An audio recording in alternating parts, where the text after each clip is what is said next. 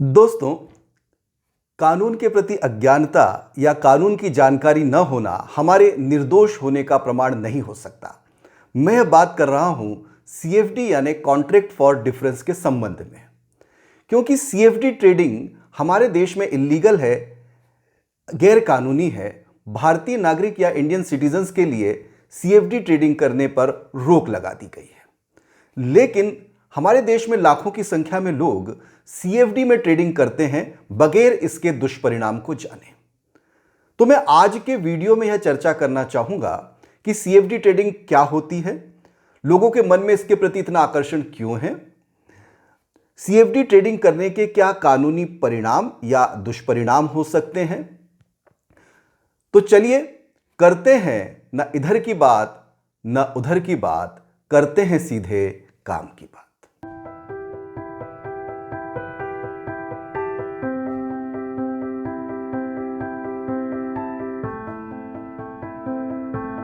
दोस्तों, CFD trading को समझने के लिए हमें सबसे पहले हमारे मार्केट के मैकेनिज्म को समझना होगा। मान लीजिए मेरा एनालिसिस ये कहता है कि रिलायंस इंडस्ट्री का स्टॉक जो अभी 3000 रुपीज़ पर ट्रेड कर रहा है, जल्दी ही इसका प्राइस 3100 रुपीज़ हो जाने वाला है।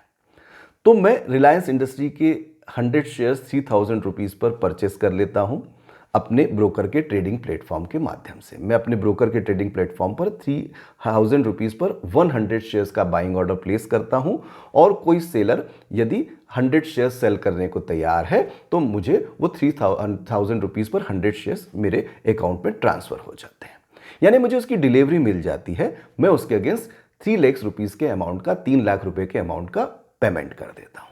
तो देखिए यहां पर क्या हो रहा है कि हम एक बाइंग ऑर्डर प्लेस कर रहे हैं, कोई सेलर हमारे उस ट्रेड को फुलफिल कर दे रहा है, हमारे उस ऑर्डर को फुलफिल कर दे रहा है, वो शेयर्स मुझे डिलीवरी के रूप में मुझे मिल जा रहे हैं, मैं फुल अमाउंट का पेमेंट कर देता हूं। यहां पर ब्रोकर का रोल है मुझे एक ट्रेडिंग प्लेटफॉर्म प्रोवाइड कराना और उसके अगेंस्ट अपने ब्रोकरेजेस चार्ज कर लेना। यहां पर एक्सचेंज का रोल है, मेरे इस ट्रेड को फुलफिल कराने की जिम्मेदारी उसकी है, मतलब ये जो 100 शेयर्स मेरे अकाउंट में ट्रांसफर होना है वो टाइमली मुझे मिल जाए, ये जिम्मेदारी जो है एक्सचेंज की दिखाई दे रही है। वो अपने टैक्सेस और अपने ट्रांजैक्शन चार्जेस ले रहा है, वो अपनी जिम्मेदारी को इस तरह से फुलफिल कर दे रहा है, परिपूर्ण कर दे रहा है। अब इसके कंपैरिजन में, इसके पर्सपेक्टिव में अगर हम सीएफडी ब्रोकिंग के मैकेनिज्म को समझें, सीएफडी ब्रोकिंग को समझने की कोशिश करें, सीएफडी ट्रेडिंग को समझने की कोशिश करें, तो मैं सीएफडी ब्रोकर के माध्यम से जब ट्रेड करने के लिए जाता हूं, मान लीजिए मैं रिलायंस इंडस्ट्री के शेयर सीएफडी ब्रोकर के माध्यम से खरीदना चाहता हूं और मैं देखता हूं कि 3000 रुपीज़ पर रिलायंस इंडस्ट्री का शेयर एक्चुअल मार्केट में ट्रेड कर रहा है, तो मैं 3000 रुपीज़ पर रिलायंस इंडस्ट्री के शेयर का बाइंग ऑर्डर प्लेस करता हूं। मेरा ये बाइंग ऑर्डर 3000 रुपीज़ पर एग्जीक्यूट हो जाता है, लेकिन यहां मुझे ये शेयर किसी सेलर से नहीं मिलते, मुझे किसी एक्चुअल सेलर से ये 100 शेयर्स नहीं मिलते, बल्कि ये शेयर्स मुझे ब्रोकर सेल करता है। क्योंकि यहां पर बायर होता है तो सेलर नहीं है, और सेलर होता है तो बायर नहीं है। यानी बायर अगर मैं हूं तो सेलर ब्रोकर है, और अगर मैं शॉर्ट सेलर हूं तो बायर जो है वो ब्रोकर है। बिल्कुल यहां पर एक ट्रेडर और ब्रोकर के बीच में ट्रेड होता है, उसके बीच में प्रॉफिट और लॉस के एडजस्टमेंट का एक कॉन्ट्रैक्ट होता है। तो मैं क्या कहना चाह रहा हूं और समझने की कोशिश करते हैं कि मैंने 3000 रुपीज़ पर रिलायंस इंडस्ट्री के स्टॉक को बाय किया, मुझे रिलायंस इंडस्ट्री का यह शेयर ब्रोकर सेल करेगा, और ब्रोकर से मुझे इसकी कोई डिलीवरी नहीं होगी, बल्कि केवल एक वर्चुअल ट्रेड होगा। मेरे ट्रेडिंग अकाउंट में एक एंट्री हो जाएगी कि मैंने 3000 रुपीज़ पर 100 शेयर्स बाय किए हैं। यह एंट्री मेरे ट्रेडिंग अकाउंट में हो जाएगी। इसके अगेंस्ट ब्रोकर मुझसे पूरा कैपिटल नहीं लेगा, बल्कि एक छोटा सा मार्जिन अमाउंट या सिक्योरिटी डिपॉजिट ले लेगा।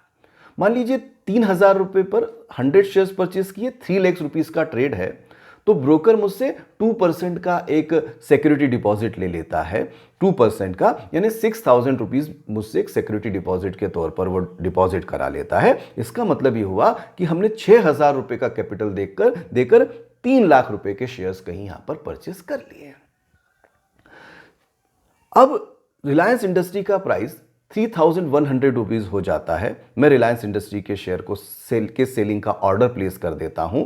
ये शेयर्स कोई रियल बायर मुझसे नहीं खरीदेगा, बल्कि ब्रोकर मुझसे परचेस करेगा। मैंने ये शेयर्स जो है ब्रोकर को सेल कर दिए।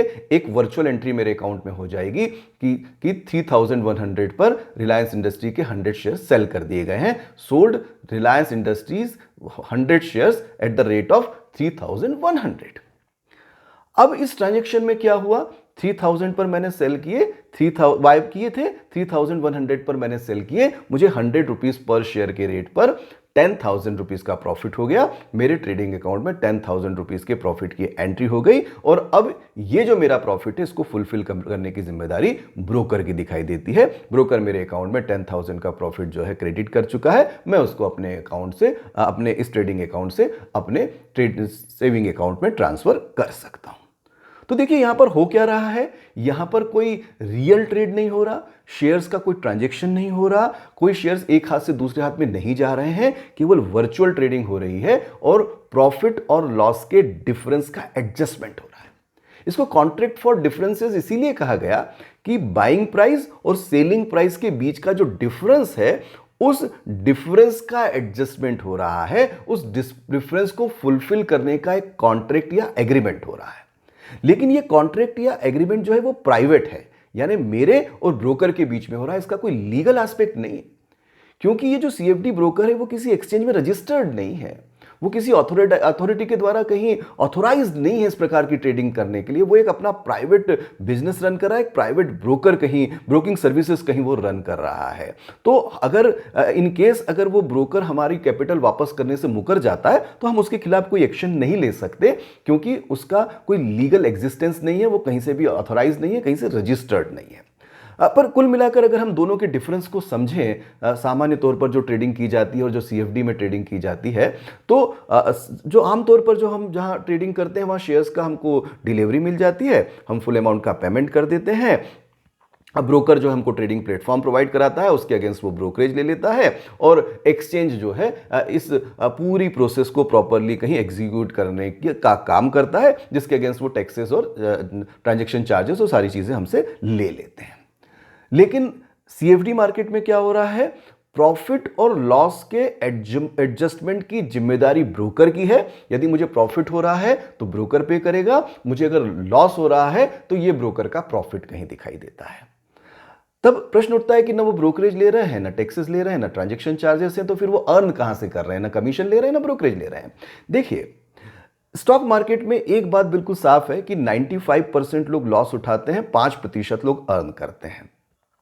तो ये ब्रोकर इसी संभावना पर कहीं सालों से इस मार्केट में सरवाइव कर रहे हैं, रिटर्न्स निकाल पा रहे हैं, क्योंकि 95% लोगों को लॉस होगा तो वो 95% लोगों का जो लॉस है वो ब्रोकर के प्रॉफिट के तौर पर कहीं दिखाई दे रहा है। तो ये सीएफडी ट्रेडिंग है, ये कॉन्ट्रैक्ट फॉर डिफरेंसेस है, केवल प्रॉफिट और लॉस का एडजस्टमेंट है।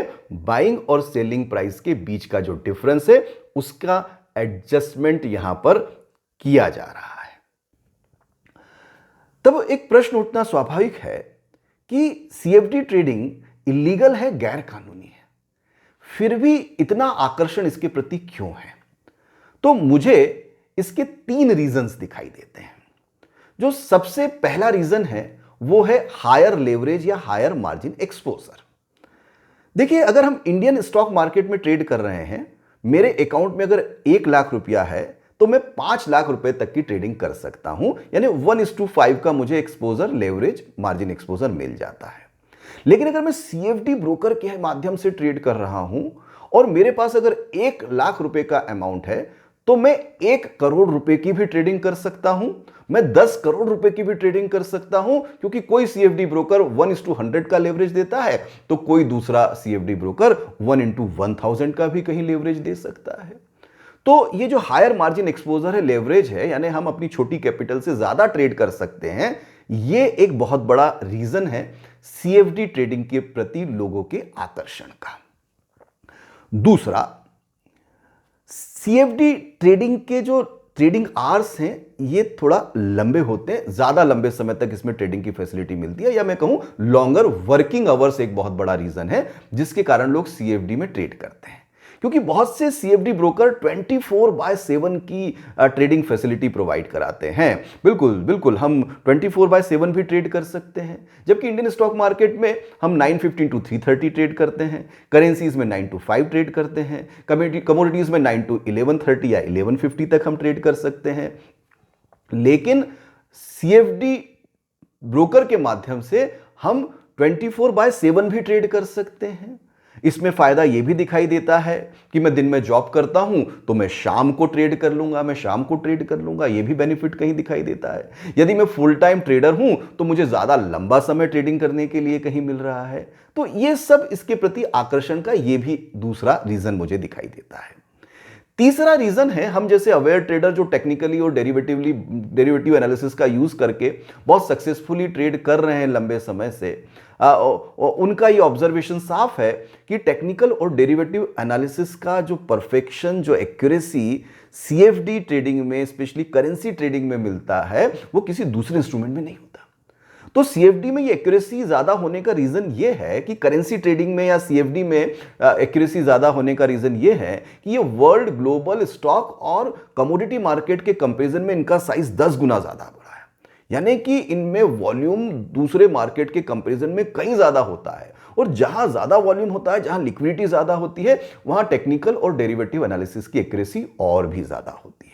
तो ये 3 मेजर रीजन है जिसके कारण लोग सीएफडी में ट्रेड करना पसंद करते हैं। तब प्रश्न उठना स्वाभाविक है कि इतने सारे पॉजिटिव पॉइंट्स हैं, उसके बाद भी इंडियन गवर्नमेंट ने इसको बैन क्यों कर दिया?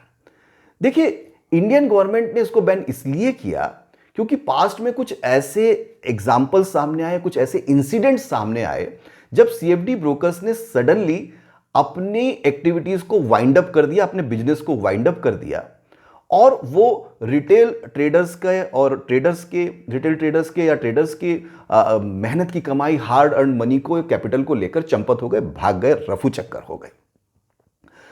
तब उनके खिलाफ कोई एक्शन भी नहीं ली जा सकी। वो एक्शन इसलिए नहीं ली जा सकी क्योंकि वो इंडियन लॉ के तहत रजिस्टर्ड नहीं थे, वो किसी अथॉरिटी के पास रजिस्टर्ड नहीं थे। जैसे हमारे इंडियन ब्रोकर्स सब सेबी रजिस्टर्ड होते हैं, एनएससी, एमसीएक्स, एनसीडीएक्स, बीएसई के मेंबर्स होते हैं, वो हमारे यहाँ किसी भी लॉ के तहत रजिस्टर्ड नहीं थे। तो उनके खिलाफ कोई एक्शन नहीं ली जा सकी, कोई कंप्लेंट हम उनके खिलाफ नहीं कर सके, गवर्नमेंट एक्शन नहीं ले सकी। तो गवर्नमेंट ने सोचा क्यों ना सीएफडी ब्रोकर्स पर रोक लगा दी जाए, लेकिन उसके कुछ कानूनी पहलू थे, उसके कुछ इंटरनेशनल लॉज के तहत कुछ परेशानियां उसमें थी, तो गवर्नमेंट वो नहीं कर पाई। तो गवर्नमेंट ने एक सीधा सा रास्ता ये निकाला कि क्यों ना इंडियन सिटीजन्स के लिए सीएफडी ट्रेडिंग को बैन कर दिया जाए, और अप्रैल 2011 में इसको बैन कर दिया गया। फिर उसी के कंटिन्यूएशन में सितंबर 2013 में आरबीआई ने सभी बैंक्स को इंस्ट्रक्ट किया, उनको ऑर्डर दिया कि आप स्ट्रिक्टली ऐसे अकाउंट्स को मॉनिटर करिए जो सीएफडीज के साथ किसी भी प्रकार का फाइनेंशियल ट्रांजैक्शन सीएफडीज में करते हैं, सीएफडी ब्रोकर्स के साथ, क्रेडिट कार्ड से, नेट बैंकिंग से, आप हमें इन्फॉर्म कीजिए, हम उनके खिलाफ फॉरेन एक्सचेंज मैनेजमेंट एक्ट के तहत एक्शन लेंगे। तो ये रीजन रहा कि सडनली सीएफडी ब्रोकर्स के द्वारा अपनी बिजनेस को वाइंड अप करने के कारण रिटेलर्स को काफ़ी नुकसान हुआ, और गवर्नमेंट जो है इनके खिलाफ कोई एक्शन नहीं ले पाई। इसलिए सीएफडी ट्रेडिंग को इंडियन सिटीजन्स के सीएफडी ट्रेडिंग करने पर रोक लगा दी गई।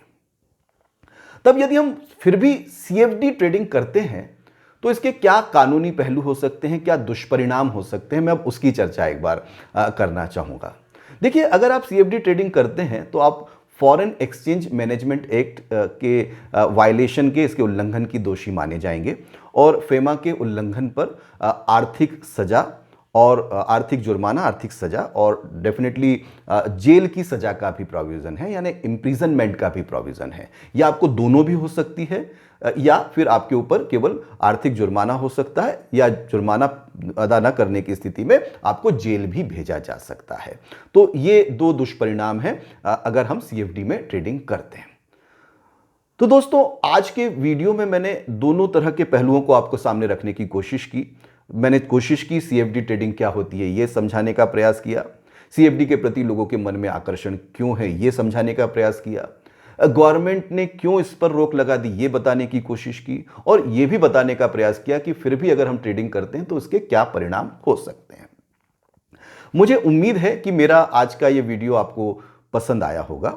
यदि आपको मेरा वीडियो पसंद आया तो मेरे चैनल को सब्सक्राइब कर लीजिए और मेरे इस वीडियो को अवश्य आगे शेयर कीजिए, क्योंकि नॉलेज को शेयर करने से नॉलेज बढ़ता है।